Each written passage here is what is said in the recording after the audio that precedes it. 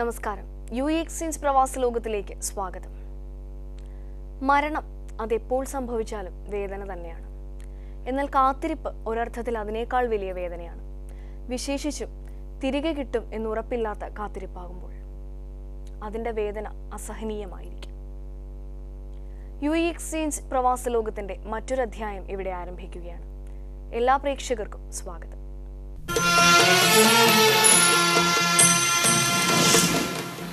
Road അപകടത്തിൽ മരിച്ച സുരേന്ദ്രക്കുറുപ്പിന്റെ ആശ്രിതർക്ക് റഹിമയിലെ മലയാളികളുടെ കൂട്ടായ്മയായ ഓർമ്മ ധനസഹായം നൽകി. ഓർമ്മയുടെ സജീവ പ്രവർത്തകനും റഹിമ അൽ ഒബയ്യ കമ്പനിയിലെ വെൽഡർ ജോലിക്കാരനുമായിരുന്ന സുരേന്ദ്രക്കുറുപ്പ് ജുബൈൽ ദമാമം ഹൈവേയിൽ ഖത്തീഫ് ആശുപത്രിക്ക് സമീപമുണ്ടായ വാഹനാപകടത്തിലാണ് മരണമടഞ്ഞത്. ഓർമ്മ ട്രഷറർ ഉണ്ണി കെ നായർ അൽ ഒബയ്യാൻ കമ്പനി മാനേജർ വേണുകുമാറിന് ധനസഹായം കൈമാറി. ചടങ്ങിൽ വർഗീസ് എടത്വ, വേണുഗോപാൽ, അനിൽകുമാർ, സാജു, നബീൽ നെയ്തല്ലൂര്, ദിലീപ് കുമാർ, സഫീർ തുടങ്ങിയവർ സംബന്ധിച്ചു.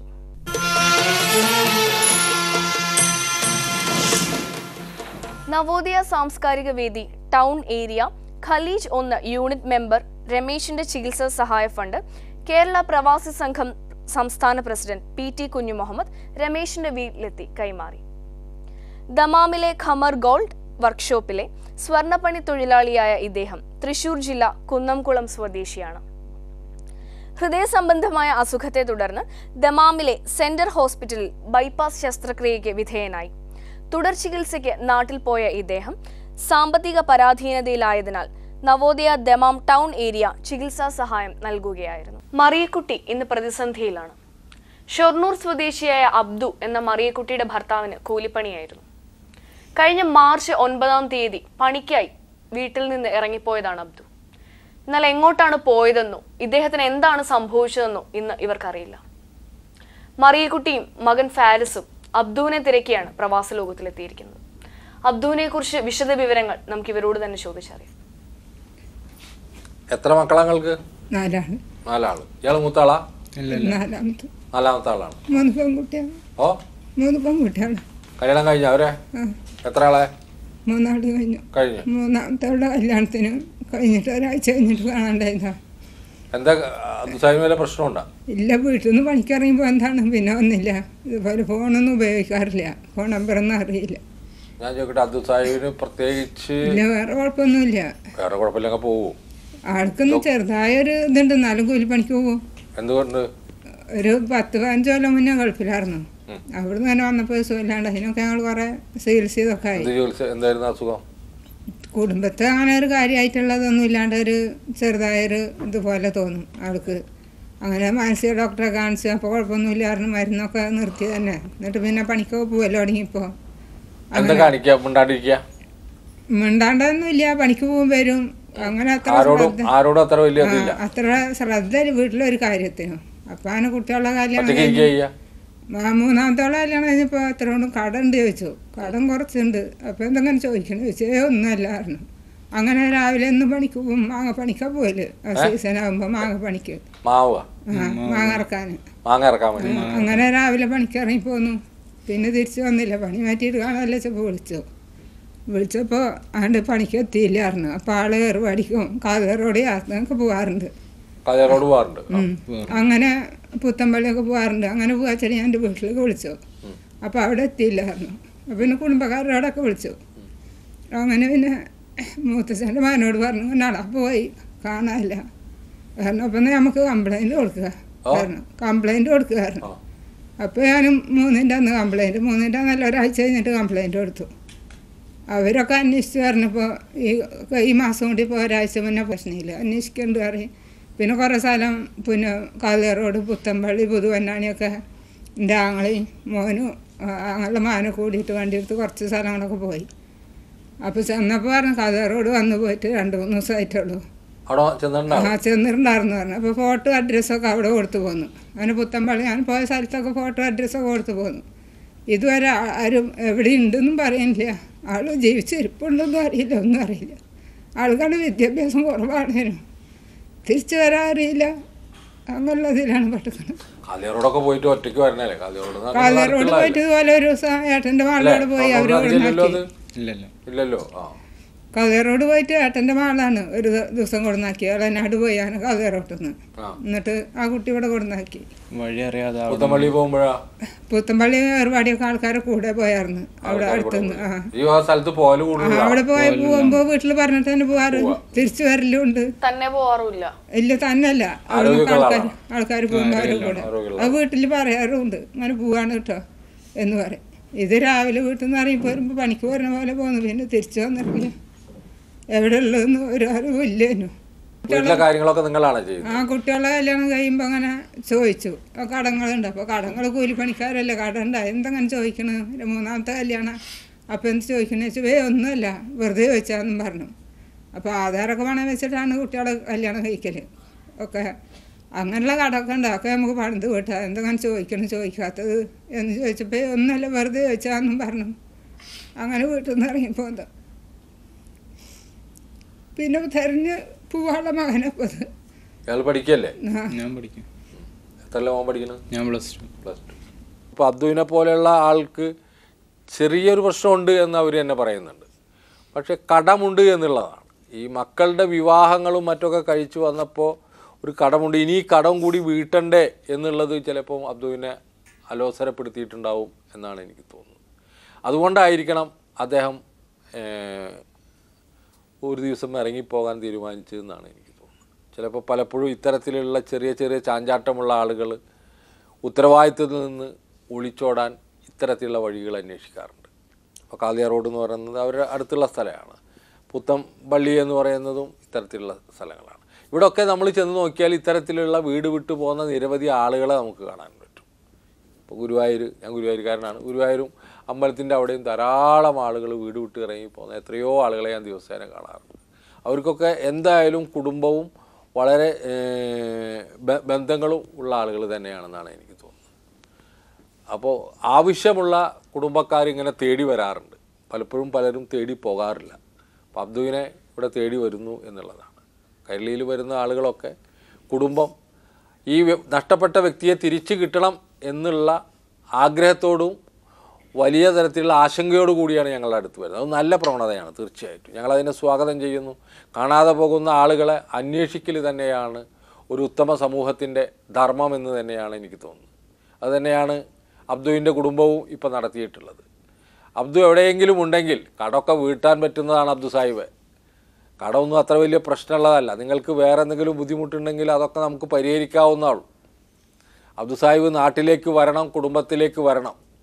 അബ്ദു സാഹിബിനെ കാണുന്ന പ്രേക്ഷകർ ഉണ്ടെങ്കിൽ അദ്ദേഹത്തെ പറഞ്ഞ് സമാധാനിപ്പിച്ച് ഉപദേശിച്ച് നാട്ടിലേക്ക് അയക്കണം. ഇതാണ് എനിക്ക് അഭ്യർത്ഥിക്കാനുള്ളത്. ഞാൻ ഈ ഉമ്മയെയും മകനെയും പ്രവാസ ലോകത്തിലെ പ്രേക്ഷകർ അബ്ദുവിനെ അന്വേഷിച്ച് പിടിക്കും എന്ന ഉറപ്പ് പറഞ്ഞുകൊണ്ട് അയക്കുകയാണ്.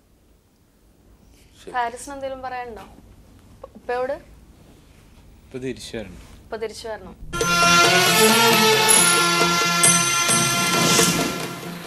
ഏതാനും ആഴ്ചകൾക്ക് മുൻപ് പ്രവാസലോകം സംപ്രേഷണം ചെയ്ത ബുറൈദയിൽ കാണാതായ ഷഹാലിനെ കുറിച്ചുള്ള അന്വേഷണം പ്രേക്ഷകർ ഓർക്കുന്നുണ്ടാകുമല്ലോ. ഉമ്രയ്ക്ക് പോയായിരുന്നു. അപ്പൊ 40 പേരടങ്ങുന്ന ഒരു ബസ്സിലാണ് പോയത്. അപ്പൊ അവിടെ എത്തിയപ്പോഴത്തേന് ഉമ്ര ബസ്സിൽ നിന്ന് അവർ കൈവിട്ട് പോയതായിട്ട് എനിക്ക് വിളിച്ചായിരുന്നു. എന്റെ ഭർത്താവ് വിളിച്ചായിരുന്നു. അപ്പോൾ ഈ ഉമ്ര സംഘം അവർ തിരക്കിയാർക്ക് ഈ സ്ഥലം എവിടെയാണെന്ന് പറഞ്ഞു കൊടുക്കാൻ അറിയാത്തത് കൊണ്ട് ഈ വണ്ടിക്കാർ അരമണിക്കൂർ തിരക്കി നിന്നിട്ട് അവരിഞ്ഞ് വന്നായിരുന്നു, തിരിച്ചു വന്നു. അപ്പം ഭർത്താവിൻ്റെ ജ്യേഷ്ഠൻ അവിടെയാണ് നിൽക്കുന്നത്, സൗദിയിൽ. അങ്ങനെ വിളിച്ചു പറഞ്ഞപ്പോൾ അവർ പുതിയ ടിക്കറ്റ് അയച്ചു കൊടുക്കുകയും ചെയ്തു. അത് ഈ മക്കയിലത്തേക്ക്. അത് ഈ പത്താക്കയും പേഴ്സിൽ രേഖകളെല്ലാം കയ്യിലുണ്ടായിരുന്നു. അതും പ്രകാരം അവിടെ നിന്ന് ഈ ടിക്കറ്റ് പോയി സാപ്കോ ബസ് സ്റ്റാൻഡിൽ പോയി ഇത് വാങ്ങിച്ച് ടിക്കറ്റും എടുത്ത് ബസ്സിൽ കയറിയായിരുന്നു. അവിടെ നിന്ന് ബസ്സിൽ കയറി മദീനയിൽ നിന്നാണ് ഇത് സംഭവിക്കുന്നത്. ബസ്സിൽ കയറി ബുറൈദ വരെ എത്തിയതായിട്ടുള്ള അറിവുണ്ട്. പക്ഷെ അവിടെ ഇറങ്ങി പുള്ളിക്കാരനെ ഇറക്കിയത് ബസ് ഡ്രൈവറാണ് ഇറക്കിയതായിട്ടാണ് അറിവ്. പിന്നുള്ള വിവരങ്ങളൊന്നും അറിയാൻ പറ്റും വയ്യ. ആൾ എവിടെയാണെന്ന് എങ്ങനെയാണെന്ന് അറിയുന്നതുമില്ല, ആളുകൾ കണ്ടവരുമില്ല.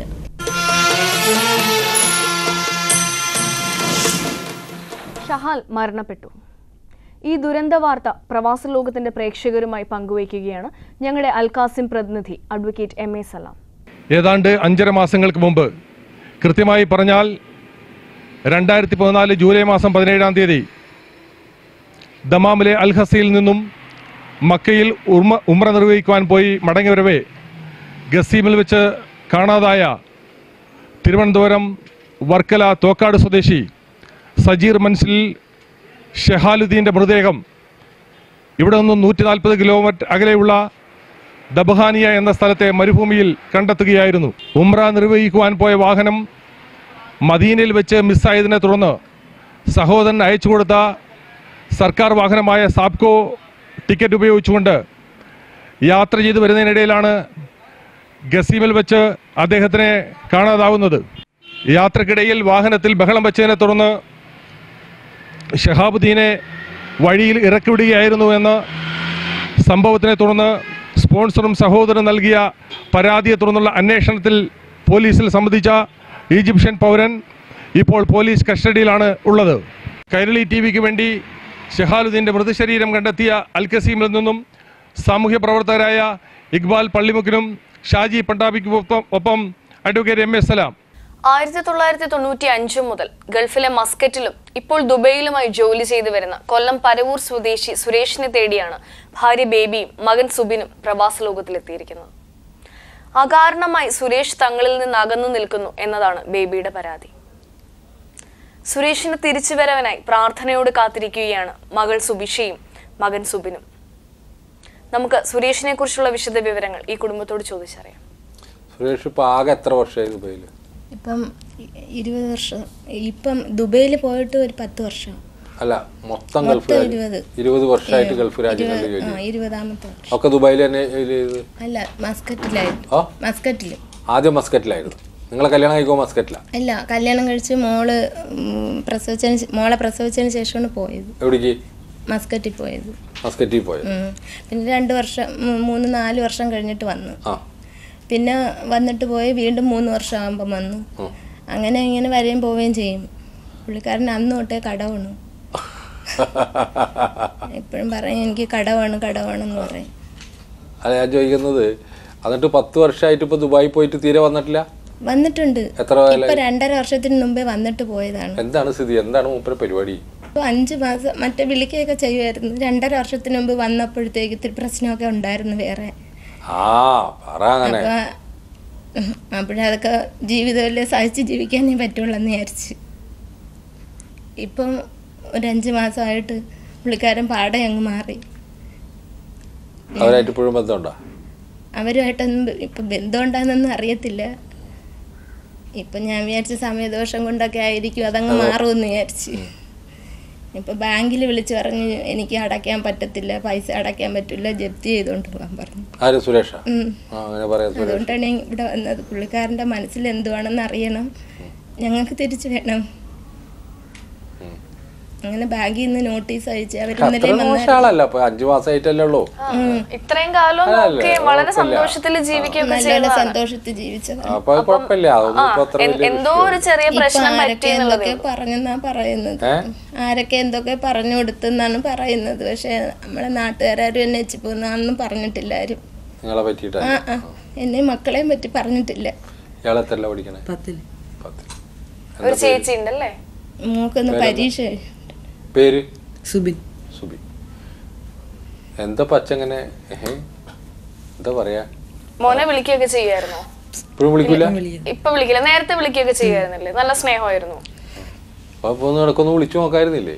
എടുക്കത്തില്ല. പ്രവാസ ലോക പ്രവർത്തകരോടൊന്നും പറയേണ്ടതില്ല, സുരേഷിനോടാണ് പറയേണ്ടത്. സുരേഷ് അത്ര മോശം ആളായിട്ട് എനിക്ക് തോന്നിയില്ല കേട്ടോ, ഉള്ളത് പറയാലോ. എവിടെ ചില സ്പെല്ലിംഗ് മിസ്റ്റേക്കുകളുണ്ട്, അത് പരിഹരിച്ചു പോകാനാണ് ഇപ്പോൾ അവരിവിടെ വന്നിട്ടുള്ളത്. ഒരു ഭാരിച്ച പരാതിയൊന്നുമില്ല. നമ്മൾ കുത്തി ചോദിച്ചപ്പോൾ ചില പ്രശ്നങ്ങൾ സാധാരണ വിവാഹ ജീവിതത്തിലൊക്കെ ഉണ്ടാകുന്ന ചില പ്രശ്നങ്ങൾ മാത്രമേ അവർ പറഞ്ഞുള്ളൂ. പക്ഷേ കുടുംബം വലിയ ദാരിദ്ര്യത്തിലേക്ക് പോകുന്നു, അതാണ് പ്രശ്നം. കാര്യമായ ഒരു സമ്പാദ്യവും സുരേഷിനില്ല. കടമെടുത്തുണ്ടാക്കിയ ഒരു വീട് ജപ്തിയുടെ വക്കിൽ, മക്കളാണെങ്കിൽ പഠിക്കുന്നു, ഒരാളിപ്പോൾ +1 അല്ലേ, 10 പഠിക്കുന്നത്, മറ്റോതാ ഡിഗ്രിക്ക് പഠിക്കുന്നത്. അപ്പോൾ ഒക്കെ മക്കളുടെ വിദ്യാഭ്യാസ കാലഘട്ടമാണ്. അവരൊരു വഴിക്ക് ആക്കേണ്ട കാലഘട്ടത്തിലാണ് നിങ്ങൾ ഇത്തരത്തിൽ ഒരുതരം ഇടഞ്ഞ രീതിയിൽ നിൽക്കുന്നത്. അതുകൊണ്ടാണ് അവർ ഇവിടെ വന്നത്. അവരൊന്നും പറയാൻ പോലും തയ്യാറായില്ല. ഞാൻ കുത്തി ചോദിച്ചപ്പോൾ ചില സാധാരണ സംഭവങ്ങൾ പറഞ്ഞു എന്നേ ഉള്ളൂ. അതൊന്നും ഒരു വലിയ കുറ്റോ തെറ്റോ ആയിട്ടോ ഞാൻ കാണുന്നില്ല. പക്ഷേ കുടുംബജീവിതത്തിൽ അതും ഒഴിവാക്കാൻ പറ്റുന്നുണ്ടെങ്കിൽ ഒഴിവാക്കുന്നത് നല്ലതാണ്. പലപ്പോഴും നമ്മളൊക്കെ കുടുംബജീവിതത്തെ ഇത് എന്ന് വെച്ചാൽ അവനവനൊരു ഉത്തരവാദിത്വമുണ്ട് കുടുംബത്തിനോട്. പ്രത്യേകിച്ച് മക്കളെ വിദ്യാഭ്യാസത്തിൽ ഒരു വീടുണ്ടാവുക, ഒരു ചെറിയ പൈസ അവർക്ക് അയച്ചു കൊടുക്കുക, ഇതൊക്കെ ഒരു പിതാവിൻ്റെ ഉത്തരവാദിത്വമാണ്. മനസ്സിലായില്ലേ? അത് സുരേഷ് ചെയ്യണം എന്നാണ് എനിക്ക് പറയാനുള്ളത്. സുരേഷ് കഴിയുന്നതും വരെ ഒന്ന് വിളിച്ച് സമാധാനിപ്പിച്ച് ആ ബാങ്ക് ജപ്തിയെക്കുറിച്ചൊക്കെ ഒന്ന് സംസാരിച്ചാൽ കാര്യങ്ങൾ നന്നായിരിക്കുമെന്ന് എനിക്ക് തോന്നുന്നു. അതാണ് എനിക്ക് കുറച്ചും കൂടി ഇതായിട്ട് പറയാനുള്ളത് എന്ന് തോന്നുന്നു. കാരണം വേറെ വഴികളില്ല. ജപ്തിയൊക്കെ ജപ്തി തന്നെയാണ്. കാരണം നിങ്ങൾ ഇത്രയും കഷ്ടപ്പെട്ടുണ്ടാക്കിയ ഇതൊക്കെ, കാരണം നിങ്ങൾക്ക് 15 കൊല്ലത്തൊരു ലോണാണ് അനുവദിച്ചിട്ടുള്ളത്. അപ്പോൾ ഒരു വഴിയില്ലാതായപ്പോഴാണ് എൻ്റെ അടുത്ത് വന്നിട്ടുള്ളത്. അപ്പോൾ എൻ്റെ ഉത്തരവാദിത്തം കൂടിയാണ് സുരേഷിനെ ഒന്ന് അനുനയിപ്പിച്ച് കുടുംബവുമായി ബന്ധപ്പെടുത്തി ആ ബാധ്യതകളൊക്കെ ക്രമീകരിക്കാനുള്ള ഒരു മനസ്സ് സുരേഷിലുണ്ടാകണം. നമുക്ക് നമ്മളെ മക്കളല്ലേ സുരേഷേ വലുത്. ഇവരൊക്കെ എവിടെ പോകാനാണ്? ഇപ്പോൾ ജപ്തി ചെയ്താലൊക്കെ വിൽക്കാനൊക്കെ ഇട്ട സ്ഥിതി എന്താ സുരേഷ്? ഇത് അവരെവിടെ വരുത്താതെ തന്നെ ചെയ്യാമായിരുന്ന വന്ന നിലയ്ക്ക് എന്തായാലും സുരേഷ് ചെയ്യണം. ഇപ്പോൾ വേറെ പ്രശ്നങ്ങളൊന്നുമില്ല. നാട്ടിലേക്ക് വരിക, കുടുംബമൊക്കെ ആയിട്ട് ജീവിക്കുക. ഒരു ദൂഷ്യ സ്വഭാവം നിങ്ങൾക്കുണ്ടെന്ന് അവർ ആരോപിക്കുന്നില്ല. അപ്പോൾ കഴിയുന്നതും വേഗം കുടുംബത്തിലേക്ക് എത്താനുള്ള ശ്രമങ്ങൾ നടത്തണം. സുബിൻ പറയൂ അച്ഛനോട്, തിരിച്ചു വരാൻ പറ. അച്ഛൻ ഇത്രയും കാലം നല്ല സ്നേഹത്തിൽ കഴിഞ്ഞതല്ലേ. അപ്പം എന്തോ ഒരു പ്രശ്നം പറ്റിയെന്ന് വിചാരിച്ചാൽ മതി. മോൻ സ്നേഹത്തോടെ പറഞ്ഞു കഴിഞ്ഞാൽ തീർച്ചയായിട്ടും തിരിച്ചു വരും. പറ അച്ഛനോട് വരാൻ പറ. ആയിക്കോട്ടെ, ശരി ഏട്ടാ. സ്വദേശത്തും വിദേശത്തും കാണാതാകുന്നവരെ കുറിച്ചുള്ള അന്വേഷണമാണ് ഞങ്ങളുടെ ഈ യാത്ര. ഇത് തികച്ചും സൗജന്യവുമാണ്. കാണാതാകുന്ന ആളുടെ ഫോട്ടോ, വിശദ വിവരങ്ങൾ, അയക്കുന്നയാളുടെ പേര്, അഡ്രസ്, ഫോൺ നമ്പർ തുടങ്ങിയവ സഹിതം ഞങ്ങൾക്ക് എഴുതുക. ഞങ്ങളുടെ വിലാസം: പ്രവാസലോകം, കൈർലി TV, കൈർലി ടവർ, പാളയം, ട്രിവാൻഡ്രം 34. ഞങ്ങളുടെ ഹോട്ട്ലൈൻ മൊബൈൽ നമ്പറുകൾ: കേരളം ഇന്ത്യ, റഫീഖ് റാവുത്തർ 9847920104. ഞങ്ങളുടെ ഇമെയിൽ അഡ്രസ് pravasaloகம்@gmail.com. വീട്ടിലൊരു പ്രശ്നമുണ്ടാകുമ്പോൾ തന്നെ ആശ്രയിച്ച് ജീവിക്കുന്ന കുടുംബത്തെ നിരാലംബരാക്കി വിട്ടുപോവുകയല്ല വേണ്ടത്. മറിച്ച് അവരോടൊപ്പം നിന്ന് ആ പ്രശ്നത്തിന് പരിഹാരമുണ്ടാക്കുകയാണ് വേണ്ടത്. അബ്ദു ബോധപൂർവം വീട് വിട്ട് നിൽക്കുകയാണെങ്കിൽ ആ കുടുംബത്തെ അത് കൂടുതൽ വിഷമിപ്പിക്കുകയുള്ളൂ. മറിയക്കുട്ടിയുടെ പ്രാർത്ഥനകൾക്കൊപ്പം പ്രവാസലോകം പ്രവർത്തകരുടെയും പ്രേക്ഷകരുടെയും പ്രാർത്ഥനയുണ്ടാകും എന്ന പ്രതീക്ഷയോടുകൂടി ഈ ആഴ്ചയിലെ പ്രവാസലോകം ഇവിടെ അവസാനിക്കുകയാണ്. വീണ്ടും കാണാം മറ്റൊരു അധ്യായത്തിലൂടെ. അതുവരെ നന്ദി, നമസ്കാരം.